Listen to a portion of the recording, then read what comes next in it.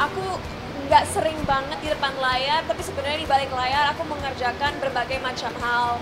Kalau bulan Agustus lalu teman-teman datang ke Kreatif Hub aku, Rumah Strada Semesta, untuk dengerin cerita aku tentang berbagai unit bisnis aku di industri kreatif. Hari ini aku ngundang teman-teman untuk pembukaan restoran pertama aku di ibu kota yang bisa dibilang di daerah yang cukup elit. Jadi ini menjadi challenge perdana buat aku karena selama ini kan semua bisnis-bisnis aku bisa dibilang mengarah lebih ke sosial, mengarah lebih ke edukasi, mengarah lebih ke pemberdayaan.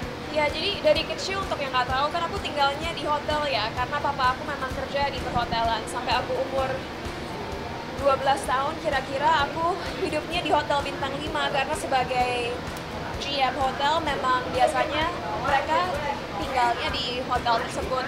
Jadi dari kecil aku ngelihat bagaimana papa aku ngecek kualitas makanan, ngecek kualitas tempat, ngecek kebersihan, ngecek detail-detail. Makanya sampai sekarang pun aku orangnya detail banget. Dan as you guys know, kegiatannya banyak ya. Jadi hari ini adalah hari pertama di mana aku ngelihat Midas itu jadi.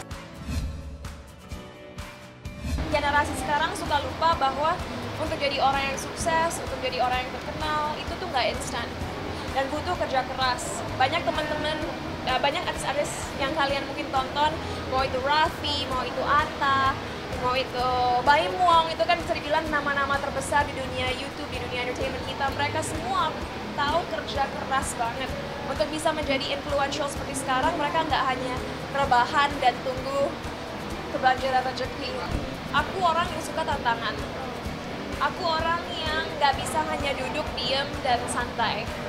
Aku orang yang selalu nyari tantangan baru, nyari kegiatan baru, mencari goal baru.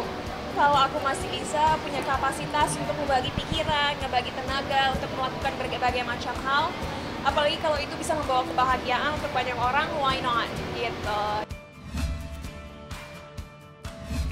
Jadi kalau cinta selalu bilang, Mami jangan berharap terlalu banyak karena aku belum memikirkan perkawinan. Dia bilang begitu.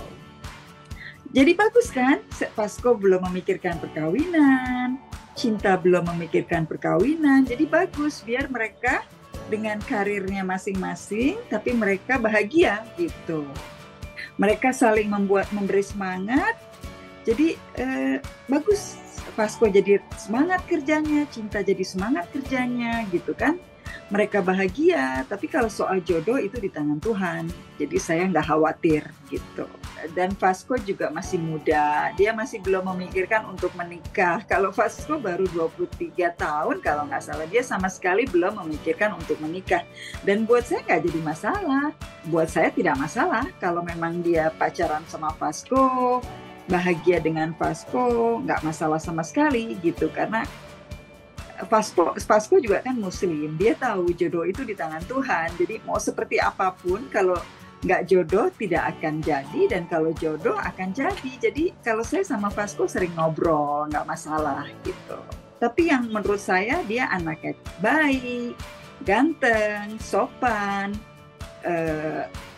dia juga rajin sholat, dia juga rajin puasa gitu kan. Jadi pokoknya anaknya sangat manis, sangat menyenangkan gitu. Tapi kalau soal jodoh atau tidak jodoh, serius atau tidak serius, itu yang ditanya harus Cinta, bukan saya. Karena saya nggak tahu kan. Kalau pas atau enggak pas, saya nggak bisa bilang. Karena itu kan Cinta yang harus bilang pas atau tidak pas.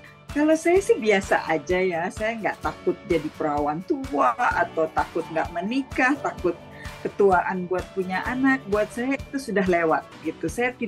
Sekarang saya tidak khawatir lagi dengan itu sama sekali. Yang pasti dalam setiap sholat saya ada doa untuk Cinta supaya dia mendapatkan jodoh yang membahagiakan dunia akhirat. Tapi saya tidak khawatir. Dia bisa menikah umur 31, 32, 35. Tapi saya berharap emang dia paling telat umur 35 sudah menikah ya. Tapi kalau belum pun nggak apa-apa.